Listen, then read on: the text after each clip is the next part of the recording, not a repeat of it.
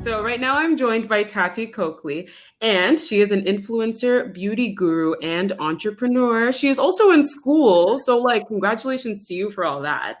And she's a 21-year-old influencer whose content focuses on killer beauty looks, the hottest fashion trends, and most importantly, female empowerment.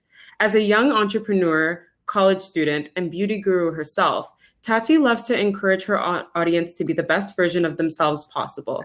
Taty is like a big sister to her 1 million plus fans across YouTube, Instagram, and TikTok, giving advice on relationships, beauty, fashion, and more. So thank you so much for being here with us today, Taty. I appreciate it so much. Yes, thank you so much for having me. I'm so excited. Amazing. So let's get things started with just like tell us a little bit about you and tell us about how you were able to grow such a wide audience in such a short amount of time. So I started my YouTube maybe exactly 2 years ago this month in 2018.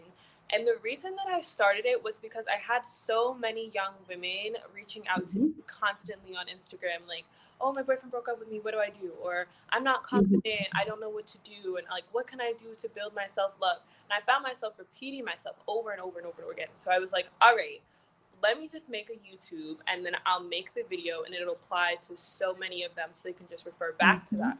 So then I started it and I realized there wasn't really a space for that, especially in the POC community where young Mhm. people can go find somebody that they identify with and get advice for free. It's not like therapy. So it's just like a little bit lower maintenance. So we just blew up from there. One thing went to another. And now we have a huge family on YouTube, like 720,000 of you guys.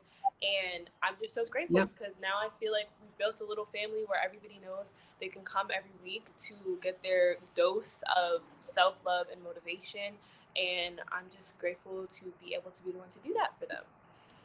Yeah, and you know what? Like, I find that especially when I go, like, when I went through this breakup a few years ago, like, YouTube was my crutch. Like, just Yup. going to people who I'm like, this is a person who I can relate to, because a lot of the times, like, when you like read like a lot of serious and heavy stuff, it's like, okay, but like, does this person really understand what it's like to be me? So being Yes. able to go and see like literally like a big sister or somebody who's like at your level kind of talk about it, it's a different experience. And I don't think we had that before. So it's really nice that you were able to provide that. Yeah, I think it was really important because I think a lot of times in situations like maybe a school counselor or actually therapy and things like that, it's kind of like an intimidation, especially if somebody's maybe Yeah. a lot older than you or in a different position than you. They kind of, I don't know, it's kind of harder to be more comfortable and be yourself. So I always try to make sure that they feel comfortable speaking to me. We are one and the same, we have the same experiences. And I'm just grateful that now we've built something and hopefully we can inspire other people to do the same thing. Oh, and I definitely think that you're doing that. Thank So let's talk a little bit about mental health you. and your experience with that, because I know you are super open to it, which I think is amazing. So, to many of us who aren't influencers, it can often seem like y'all have it all together, right? It seems like a really glitz and glam life. And obviously, like, we all know that there's some hard times associated with that. Do you feel like there's a stigma when it comes to talking about the challenges that you face as an influencer, especially when it comes to mental health? So this one is a little bit difficult because there Yeah. definitely is one. I know that just from having conversations with my peers that it's really difficult to speak on the things that we go through for multiple reasons. One of them being that there's kind of a pressure where we know that our audience typically comes to us to escape whatever they're going through, right? So they're coming Yeah. to us to see happiness, positivity. They want to laugh. So it's difficult to be like, hey, let's just bring this heavy topic on because that's probably not why you came to my channel. And I don't want to bring somebody else down. And then on top of that, it's the okay, well, you're going through this, but look at what you have, so it should be fine. And to a certain degree, though, I think it's important for us to acknowledge that because yes, I do think it's important that we say, yes, just because I am an influencer and I do this and that does not mean by any means that I'm not struggling just like everybody else is, that I don't have my own mental health battles. But there is a privilege in the area that we are in because yes, me and you might be going through the same thing if you're not an influencer, but I might have the capital, the resources to get to a top-notch therapist, to get some counseling, to get all these resources to work through that while somebody else might not be able to do that. So I think it's important that we do have these discussions and we say, yes, I'm going through this, so that they can feel identified in me. But it's also important to acknowledge, yes, I'm just like you, but I acknowledge that I have more resources than you may do to deal with this. Yeah. And I think that's the perfect way to approach it, right? And I think a really great example of what you were just saying is during like the Black Lives Matter movement, right? I noticed that during that time, not a lot of people were posting on YouTube. And I remember my stepsister was like, I want content. She was like, I just want positive content right now. But like a lot of people are like, but we're struggling too. Like, first of all, we don't want to distract from the cause. And second of all, like we also don't want to, we don't want to crowd it. But at the same time, like people want that positive content. So I realized like, it's a tough position to be in. And also it is tough because you don't want it to seem like you're complaining or like you're like, oh, I have all this stuff, but I'm still like really unhappy. But I think at the same point, they're like, it can really help people to be like, oh, like she is a person. She is just like me. And like, it's normal to go through this stuff and it's normal to talk about it. So I feel like you've personally taken a really good approach. And this kind of segues into the next question. So you did this amazing YouTube video. It was like 20 minutes long where you literally just talked about your experience with mental health and anxiety. And you did it during COVID, like during this time where we were all quarantining. So what inspired you to make that video, especially in a space where so few people talk about it and where there's all these challenges with talking about it, the ones that you just listed? So for me, right, I felt like I've had anxiety for a long, long time, like since childhood.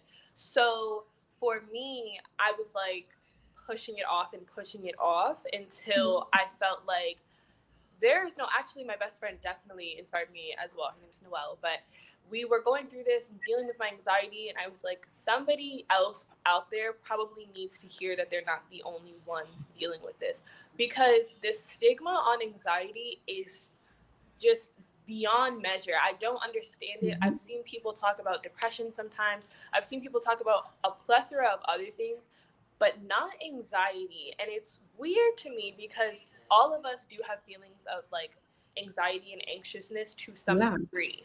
So to ignore it, I think a lot of times people are like, oh, you're just being dramatic, calm down. And you can't in that moment. You know, your mind is already doing its own thing. So I wanted to make sure I said something so that the people there could, in my audience, could be like, hey, me too, finally somebody said it. Especially during COVID, especially during everything going on with George Floyd and Black Lives Matter.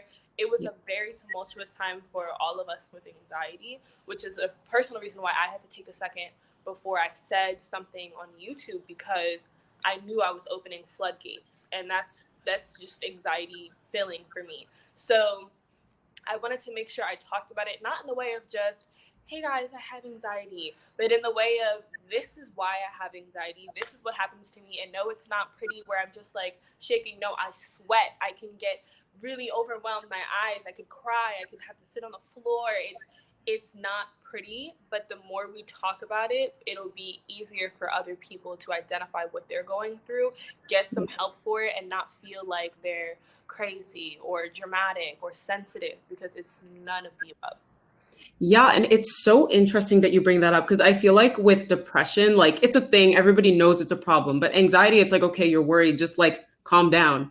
And a lot of people just think it's like, a lot of people are like, oh, this is just how I am. Like, it's just like a thing that I do, but they don't realize there's actually a name attached to it. Yeah. And they don't know the levels. And I've actually had quite a few people tell me that. So what's the first time that you realized like, oh, I have anxiety? Like, when did you realize that? Ooh, I probably realized that when I was 13 or 14. At this time, I had a lot going on in my life. I was like losing really close loved ones, and it kind of created this sense of I'm out of control. Because as a child, you think like the best of everything. You always expect the best outcome. If somebody leaves the house, I expect you to come home, right? So when it doesn't happen, it's like, hold on, I don't really have control over anything. And that's where my anxiety stems from. I know a lot of people feel the same thing, where it's just this constant grasping, like you're falling out of air and you feel like there's nothing you can control. But working through that, the biggest thing is being comfortable with not being control. And that's something I'm still working on. Being comfortable with whatever's going to happen is going to happen. And me being extra prepared or me being on top of everything will never change that. And it makes it worse, truly. So I think coming to the realization throughout all these years, I'm 21 now, it's took me a long, long time, but through then and all those experiences, I was like, okay, you know what? The only way I'm going to get through this is by realizing nothing is in my control, and I cannot control everything in my life without driving myself up a wall, basically.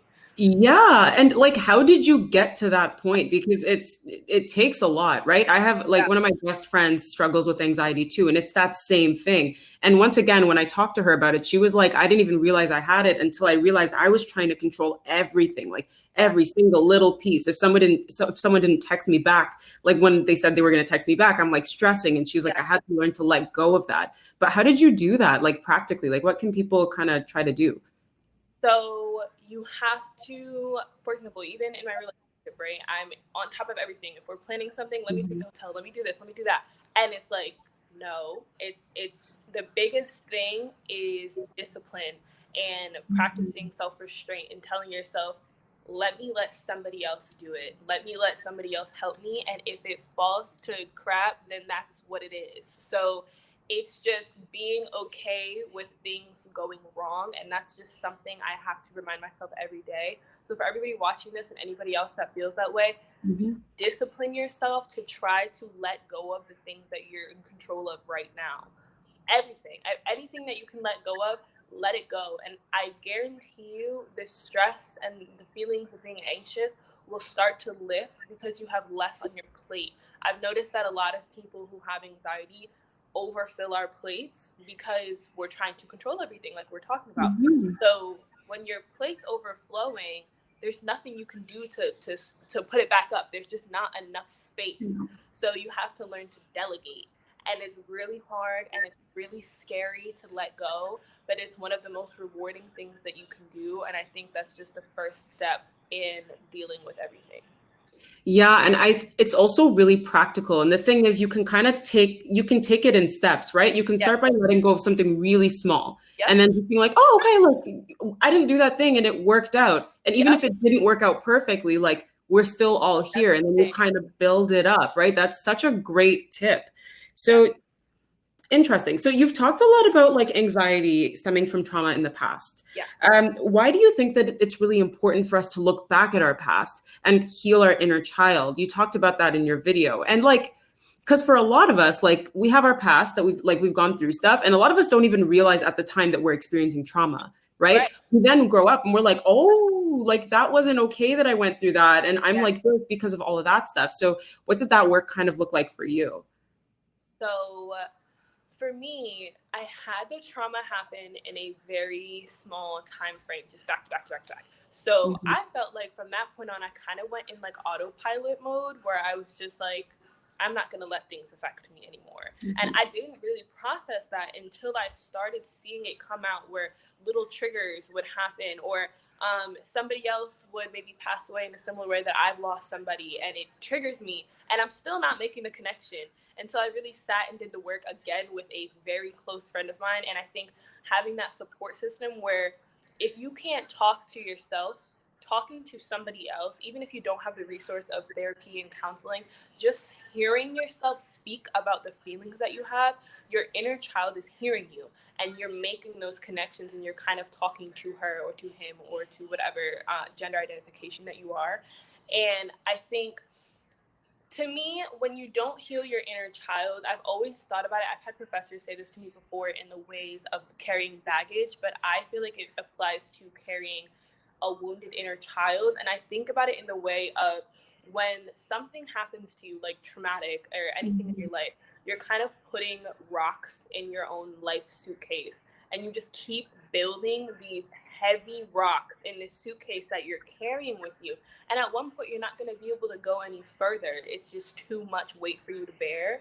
So it's important to look back and open the suitcase up and take these rocks out one by one, figure out how they got there in the first place, how big are they, how small are they, where else did they come.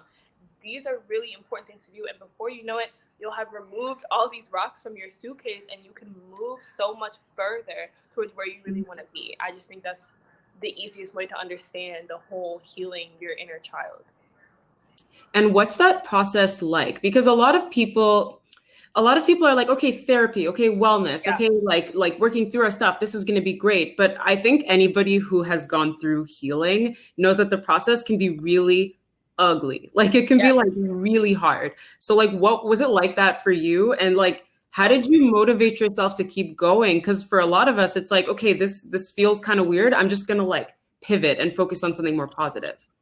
So the process for me was not cute at all. I used to, and everybody knows that on my channel, I'm like Miss Positive and I'm happy and I'm this and that. So being sad, crying, like kind of purging those feelings out of me was very difficult for me to be in that space and not feel positive all the time, not seeing the glass half full all the time.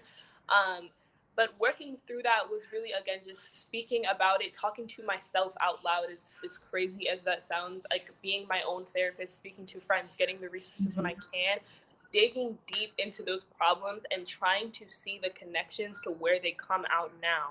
And it's, you find them very simply. It's very simple for you to make a list of things in your life that you've noticed about yourself that you don't like, things that you feel like kind of hinder you, and then try to look back at your trauma and make connections where you can. But the process is just very difficult and draining because you realize like I have a lot more problems than I thought, especially when you've just been floating through life like, okay, I'm fine, ignoring them, and then having to lift them up is like, it's heavy and it's really difficult. But the thing that motivated me the most was seeing it work. So seeing the processes of me letting things go and how well it was affecting my life, how much less often I was having anxiety attacks by delegating things to other people when I could, how much better I was as a girlfriend, as a friend, as a daughter, as everything in general when I started working on that. And that's honestly the only thing that I think can truly motivate you is seeing the change. You're not going to see it unless you keep going. And did it take you some time to see that change? Because, yeah.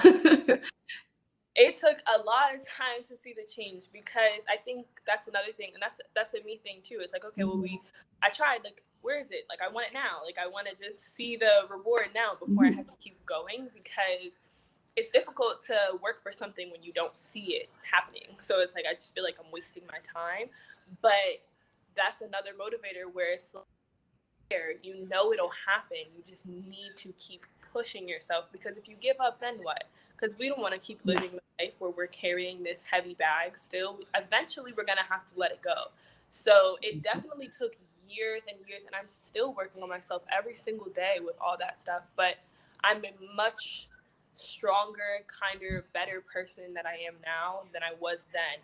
Regardless of how many years it took, it's coming. So do not be discouraged if it's taking you a lot of time, because it does take a lot of time. Most of the stuff will not come overnight, but it is so, so rewarding. Yeah, it definitely is. And I think sometimes it's also just getting that understanding of the fact that sometimes it's just meant to feel uncomfortable, right? Yes. We always want to feel good. Like we're like, okay, like I'm supposed to feel good. Like I feel like a lot of the times we're like, oh, I feel sad. I need to reverse this right away. This isn't a good way to feel. But a lot of the times, like you actually need to sit in that and you need to be like, okay, why do I feel like this? Let me walk through this and let me understand that I deserve to feel like this and it's okay. Yeah. And I think that's a really hard concept for a lot of people. Yeah, I was just having this conversation with my best friend where we were talking about jealousy, and we were talking about how people are like, oh, if your friend is jealous of you ever, like they're a terrible person and all this stuff. And it's like, well, I think jealousy is an emotion, right? And there's all these emotions, and it's okay to feel them. And I don't think it's okay to just push them off. If you're feeling jealous of somebody, that's okay. Just feel it. But then let's try to understand why we're feeling that way. What about them is triggering you? What are you feeling? Why are they triggering you to make you feel like you're not enough? That conversation needs to be had. And projecting your emotions is not okay. So if I'm sad, it's not okay for me to project them and make you sad. If I'm jealous, it's not okay for me to project them and I'll make you feel guilty. Those things are not okay, but feeling them is okay. And it's what you were saying. It's unhealthy to not be able to feel those emotions, especially in the spaces as influencers, like we were talking about before, with this stigma of everything going on, because then if we're not talking about it, then we just have to get on camera and be like, hey guys, so today, da da da da da, instead of being like, today sucks, guys, I'm just not happy, because faking it will put you deeper and deeper and deeper in that hole, and to one point you're just a mask to everybody, including yourself, which is scary. And then we create this world full of people who feel like they have to put on masks. So yesterday I had for this conference, I had an interview with someone, and she she sat down, she's this like motivational speaker, business leader, doing all this great stuff for herself. And I'm like, how are you doing? And she's like, I'm tired. And she's like, there's a reason why I'm telling you I'm tired. It's because I want people to know, like, it's not glitz and glamour all the time. And I feel like when we all just start to be honest about like, hey, today I'm not feeling it, it shows other people that you don't have to always be happy. And another thing that you said, and I don't know if you get this from like your psychology, like major that you're studying, but you're talking about emotions. And this is something that I'm really starting to look a lot more into, is emotional intelligence and being able to understand your emotions. Because when you can understand yours, you can understand others, and you know what to do about it. So like, have you studied this? Like, what are your thoughts on like, okay, yeah, because I'm like, she knows. She definitely knows. So with emotional intelligence, right, I think a lot of people like to talk about it in the sense of others. So we like to say, oh, they're not emotionally intelligent or they're emotionally immature. But really, that is showing to me and to people in my field that you might be emotionally immature because you're seeming to take other people's actions personally. So if I can't identify, if I'm emotionally intelligent, right, I should be able to identify, you're feeling sad right now and you're projecting. You're feeling mad right now and you're projecting. And that has nothing to do with me. Let me give you the space to deal with that or offer my help where I can. That's emotional intelligence. But being like, they're this, and that, and they're this, and that, and they're immature, they're emotionally this, maybe you are. Because if you weren't, you'd be able to understand where people's feelings are coming from and be okay with people having them. Because everybody, like you were saying, everybody is not happy 24/7 and doesn't need to be. And it's not unhealthy to feel those emotions. So I think if people want to kind of get better at that and stop taking things so personally, or just have better relationships, it's really important for us to look at ourselves, look deeper in ourselves, and understand, where are we emotionally lacking? Where am I emotionally reactive? Where we're emotionally reactive shows us where we're most immature. So if our temper goes from 0 to 10, your anger emotion is underdeveloped because you don't know how to process those feelings. And then we project it. Oh, well, they did this and they did that. But at the end of the day, someone else's actions should never have that much response over your emotions and your reactions. So dealing with those things and kind of identifying that in your own life is the best way for you to improve not only yourself, but your relationships with those around you. So what was your experience with doing this kind of work? Like, have there been any areas where you're like, ooh, like I'm a little immature over here, I need to work on this? And did it ever like impact you in any of your relationships, if you're comfortable talking about that? So my anger was terrible. I was a 0 to 10. I was a yeller. Like we weren't efficiently communicating, and I'm like, oh, it's his fault, or he did this. And it's like, sure he did, but why are you this upset? Like, why are you this? Why did you go from 0 to 10? And why does that warrant you reacting the way that you are? And I realized through working through all this and kind of reflecting, I'm like, I think because I'm pushing off all of this trauma, I have this angry little child inside of me that is just so reactive off of somebody poking them, because now she jumps into defense mode and it's like, I won't be disrespected. And it's like, relax, it's okay. And I realized that it comes from trauma. It was an immature response, and that was me letting my inner child rule my adulthood. And it's unhealthy. So that's where we go into the unpacking and the taking the rocks out and doing that whole thing. And now I'm much better because now my adult mind is in control, not my inner child. And it's interesting how it all connects, right? Like when you can, and that's the really nice thing about understanding emotions, is once you're able to understand your own emotions, and if you're able to understand other people's emotions, you have an understanding of where it's coming from, right? Because every single emotion tells a story. It tells something about what's going on with that person. If, especially for unfavorable emotions like anger or like sadness or like jealousy or whatever, like it's coming from somewhere. So like instead of being like that person's jealous, it's like, okay, but where's that jealousy stemming from? Is it stemming from the, you know, because it can go really deep. And like, I think you actually have the opportunity to work through it.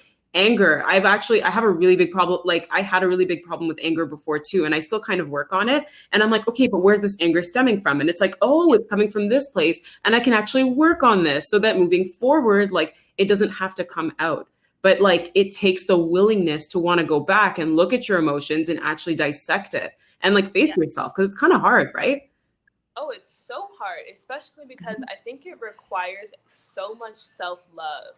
Because I think we skip that step, and it's like, it's so critical, because if you really do love yourself in the way that you claim to, you would not keep indulging in these behaviors or indulging in this emotional immaturity. If you love yourself, you would be going above and beyond for yourself like you do for everybody else. And I've noticed that in myself, and especially because I'm like Miss Fixer. So I'm like, oh, somebody's sad, like they know to call me. Everybody comes to me first. I'm fixing everybody else's problems, and then I'm sending them off happy while I haven't fixed my own.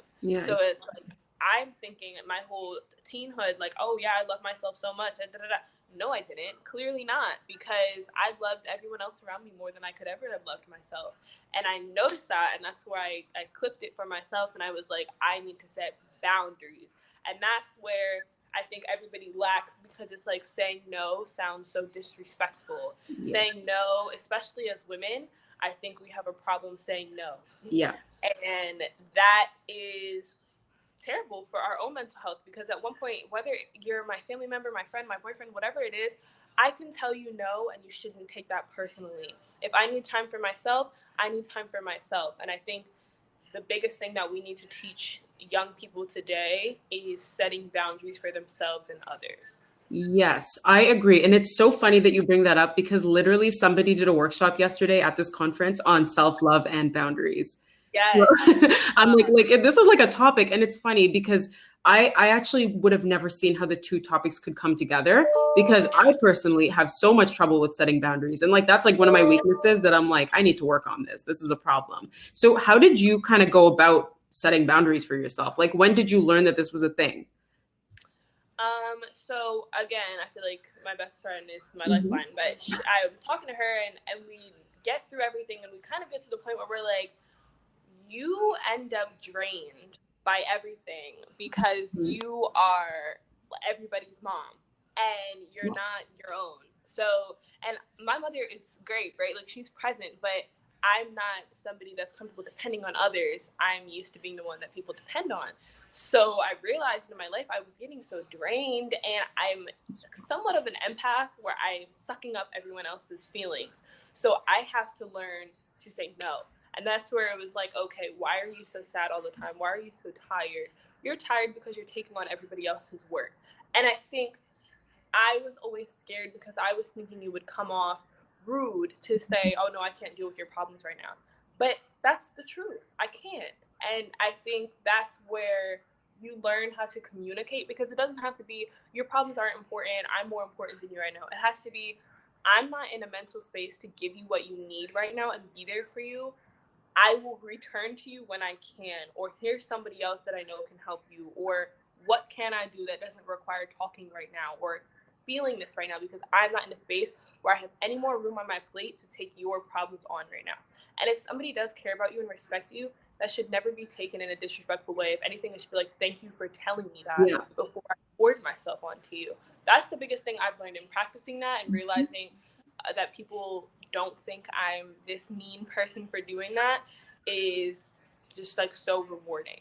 Yeah. And a lot of the times it's just the story that we tell ourselves. It's really funny, because I had a conversation like this with my therapist where she said, listen, like, it is an act of self-love to communicate that with people. And it's like, it's just about kind of framing it in the right way. Like what you said, it's not like, oh, I don't want to help you. It's just, right now I'm not in a space where I can give you what you need. So can you, like, you know, what about tomorrow morning? Or what about like directing to another resource, like what you said? And I think anybody, like you said, who's a really who really cares about you and really understands the person that you are is going to understand that you'll be like, that you're still there for them, that you still do care about them, right? Because otherwise, then that's their own stuff that they need to unpack. And it's like making sure that if they do react, it's based on how they feel about themselves rather than like, you know, what you did to them. Exactly. Mm-hmm. So what does self-care look like for you and self-love? Because you're talking about this a lot. And I know you talk about it a lot on your channel, but like, what does it look like? So self-love to me definitely includes what we were just talking about with putting boundaries up, caring for yourself before you care for others, because truly you're not the best caretaker if you haven't taken care of yourself already. So let's put ourselves at the best place that we can be so I can be a better person for those around me as well. So self-love just looks like everything that I feel like the books don't tell you.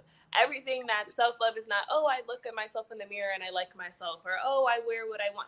No, it's so much deeper than that. Self-love is caring about yourself to a point that you're willing to do things that are uncomfortable.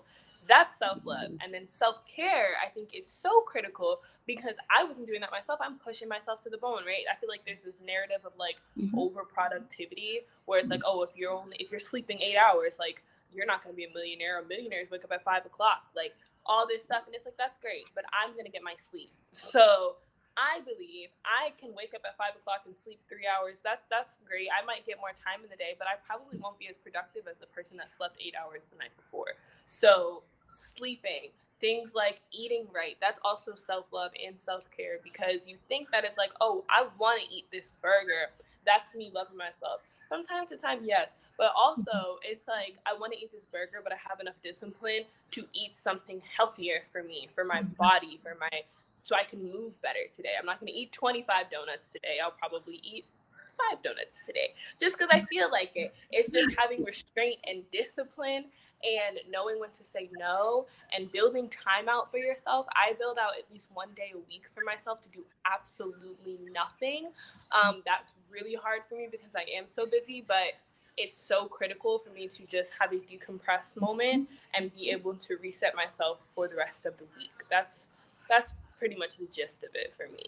And you know what's really great about that? First of all, everything you brought up was great, but what's really good about that last point that you brought up is that it's this idea that I think a lot of the times we tend to focus on the stuff that's pressing. We're like, oh, I have to get this deadline. I have to get this. I have to take care of these people who are reaching out to me. And a lot of the stuff like taking care of yourself, it takes a back seat because you're just like, oh, it's not like pressing. But the thing is, if you keep continuing to not prioritize yourself, one day it gets to the point where something goes wrong. And it's like, it's going to take a lot of time to take care of that. And you won't have time to do all the stuff that you need to do. So it's this idea of like prioritize yourself now so that you don't have a big disaster later on that I think is hard. It's really hard to conceptualize for people, but it's so important. Yeah. And I think with what you're saying, I think it's difficult for people to view self-care, mental health, self-love as a pressing issue because you can't see it, right? So it's like, I can see this work in front of me. I can see these deadlines. I can see all the things I need to do. I can't see what's going on in here. Therefore, it's pushed off and it's pushed off and it's pushed off until you can physically see it, where you're physically sick, you're tired, you're whatever. Because I think people don't realize that mental health can manifest in ways of you vomiting, of you feeling nauseous, unhealthy. It can come out, and it will eventually, in physical ways. And that's where we've pushed it so far because we haven't seen it. But that's where it's important to remind ourselves, just because it's not in front of me doesn't mean it's not there. So for me, to remind myself of that, I build it into a physical schedule that I can see on a calendar where I'm like, this is self-care day. Today I'm going to journal. Today I'm going to whatever. So I can see it worked into other physical aspects of my life. That is such a good tip for people, because a lot of the times you're like, oh, I'm going to meditate this week. I'll like make sure that I take like yeah, exactly. It's like, it's going to happen. The journal entry is going to happen. But sometimes you really like, especially if you know that you're not the kind of person who would think to do it, or if you'd get distracted easily, if you're like, oh, I'm just going to sleep like the extra 15 minutes, like build it into your day. And then that way you're like, oh, this is a meeting, or this is like something that I have to block time off for. And then you're more likely to do it. Yes. Are there any other tips that you have for people who want to kind of like build in self-care and like wellness into their lives, but aren't sure how to? So the best way Well, if you have somebody in your life that is like a support system, utilize them the best way that you can. So I have people in my life that I kind of like utilize as accountability partners, whether that's me going to the gym, right? Because that's not even a physical body thing. It's like internally, I need to be working out. Like I need to just at least get some sort of exercise, whether that's walking around the neighborhood one time. I need to be doing something. So I'll have an accountability partner where we'll make those goals for each other. And if we don't meet them, I owe you $1, $5, $10, whatever amount where you wouldn't want to have to pay that to somebody, or whatever favor that you wouldn't want to have to do for somebody. Make that the punishment for you not setting time aside for yourself, whether that's self-care, whether that's working out, whether that's eating right this week, or whatever it is. Find a partner. And if you don't have a partner, be your own partner. If you don't get it done and you miss something on your list that was critical for you for self-care, do something for yourself and be like, okay, next week I cannot miss this. And let the people in your life know, this week I need to be off on Thursday, and there's no ifs, ands, or buts. Put your phone on do not disturb. There's so much you can do to just put yourself first. And I think the simplest way to do that is actually putting yourself first and telling yourself that you are the most important person in your life. And you are, because you're the only person that you always are going to need. If you are not here, like you are not on this earth.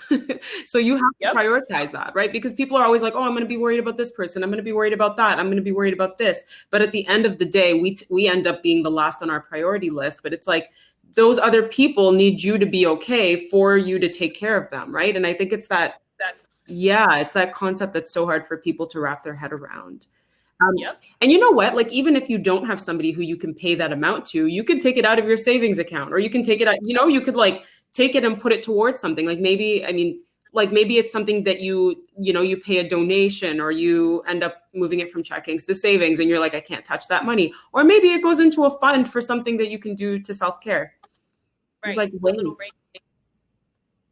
Yeah. That would be perfect. I feel like there's just so much you can do. If you can't find a partner, then make your own like jar where it's like, okay, rainy day jar, where you have to put something there. And then eventually at the end of the month, if you missed a couple times, now you can go treat yourself to something when the jar is full. Like there's so much you can do to just kind of keep yourself disciplined. And I feel like the entire conversation we've been talking about is just discipline. Like you have to have that self-discipline, whatever way you can do it. If you can't do it yourself, grab somebody who can do it for you. Exactly. And it's this idea. And the thing is that what people start to realize is once you do make time to prioritize those areas of your life, like to prioritize you and your mental state, you'll start to understand where you should be directing your time to, right? I find a lot of the times when you're not pouring into yourself, you're kind of just a victim of like life. Life just kind of takes you where it's taking you, and you're kind of like a passenger seat, like you're sitting in the passenger seat of your own life. But once you're like, oh, like, what do I like? Am I taking this time to reflect? What do I actually like to do? That's when you're like, oh, I don't need to have these people in my life, or, oh, I don't need to be working on all this stuff. Because I think kind of with that overproductivity thing that you were talking about earlier is that like, we often think we need to work more than we actually do. But a lot of the times it's just that we're in too many different places. And it's like, are all of these actually serving me right? Exactly. That like self-reflection of like, what do I actually need to be doing and what don't I doing? And sometimes it's letting go of things like people in your life. Like, do I need to be spending this much time with somebody who's not helping me reach a higher point of myself? Probably not. Do I need to be wasting this much time in a major that I don't care about? And I think that's really difficult too, because I was doing the same thing. At first, I switched so many times. At first, I was a bio major because I'm like, oh, I'm good at science. Like, I should be a bio major. Wasting my time. I was so depressed because I was in something I didn't care about. Then I switched. I'm like, okay, well, nursing, that's a little bit lower maintenance. Like, I won't have to be, cramming for org chem and things like that. But again, I didn't love it. And that's when I realized I didn't want to help people physically. I wanted to help people emotionally before it turned into a physical thing. And that's when I switched into psych. And I'm like, you know what? This took a lot of discipline, and it was really scary, but it was really important to do it and remove the stuff off my plate that I did not need. Exactly. And when you take that time to reflect, you have a better insight into that. Yes. So we are in the last 5 minutes of our interview. I did just want to ask you, do you have anything that you would like to share with the people listening, just about emotional intelligence, about mental health, about anxiety, and about just discipline? Like, any last messages? So just to like put it all together, I probably would just let everybody know to, like I was saying before, just continue to put yourself first. And I know that it's so scary to immerse yourself in things like self-reflection and things like feeling the anxiety, but doing those things can bring you the most clarity and pushing you forward to where you want to be in life. So do not be scared. Do not feel scared to reach out to me, especially if you're dealing with anxiety. That is like my personal area of expertise. So feel free to reach out to me. There's always resources. I can always give you guys resources. And yeah, that's pretty much it. Amazing. And can you actually think of any resources off the top of your head, like especially related to anxiety? Yeah. Yeah, so the biggest resource that I definitely wanted to let you guys know of is I'm pretty sure the website is called Therapy for Black Girls. I know it was really difficult. You know that? Yes, I listen to the podcast. I love it. Yes, amazing. Yes, I love them. So they have so much on there, just like in general as resources. But if you're looking for a Black or POC therapist in your area or counseling, you can type your zip code in and they will come up. So if you're looking for something like that, I know there are certain experiences that are very specific to POC, especially Black people, and me myself as a Black woman. So it was important for me to use that resource. So make sure you guys use it. It's free. And yeah, support Black-owned business. Oh yeah, we definitely need to. And you know what? Like that is one thing that I'm happy about this year is that there's so much energy pouring into the Black community because I'm like, man, there are so many people doing amazing things out there for us, by us. So I just, as much as you can go and support that, please do. And yes. Awesome. Well, thank you so much, Taty, for everything. And honestly, I'm so impressed that at 21 years old, you have this knowledge because I'm telling you, there are people at 45 who like, you know what I mean? It's just not a thing. So like, it's like kudos to you for really taking the time to look into yourself and to know how to prioritize yourself on the daily, but to also look back and see how does my current behavior stem from the past? And it's hard work, but it's worth it. And I'm sure you see it in your friendships, in your relationships, and most importantly, in your relationship with yourself. So, yeah. Yes, 100%. Thank you so much for having me and having this conversation. I hope everybody gained something from it. And yeah, just thank you for even having this platform and this conference. It's so, so great to see it. No problem. And by the way, you're getting so much love in the comments. I haven't been looking, but they're all saying, hi, Taty, welcome, Taty. A lot of people are super proud of you. Oh, and someone actually said for her, emotional intelligence has been like something really hard to manage because of her anxiety. It's not something that's taught in school, but it's so important. So she said, thank you so much for that. Of course. I'm so glad you guys gained something from the conversation. Yeah.